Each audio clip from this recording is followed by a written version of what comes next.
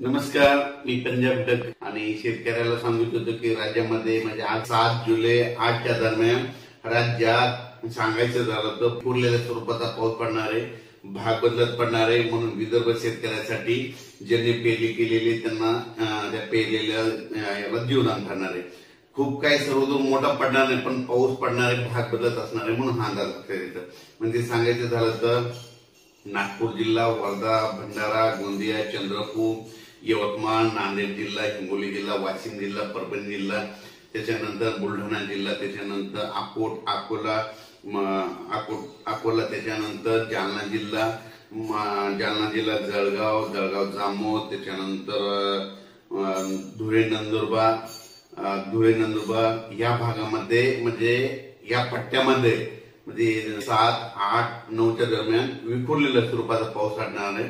पाऊस येणार आहे पण विखुरलेला पडणार आहे, सर्वदूर पडणार नाही, मोठा पाऊस जास्त असणार नाही. म्हणून हा अंदाज लक्षात येतं.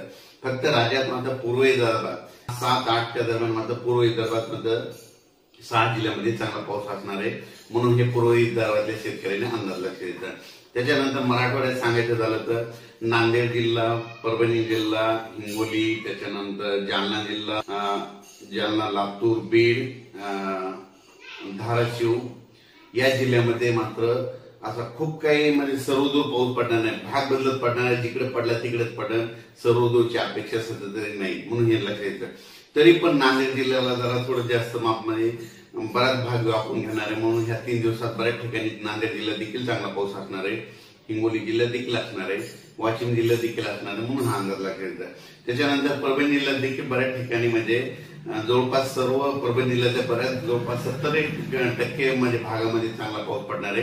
बीड जिल्ह्यात देखील बऱ्याच म्हणजे 50% भागामध्ये ही पाऊस म्हणजे 7, 8चा पाऊस, 8, 9चा पाऊस असणार आहे. म्हणून हे लक्षात येतं.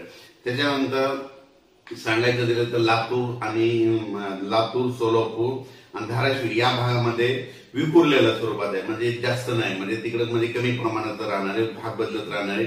म्हणजे सांगायचं झालं तर राज्यामध्ये हा पाऊस फक्त पूर्व विदर्भ, पश्चिम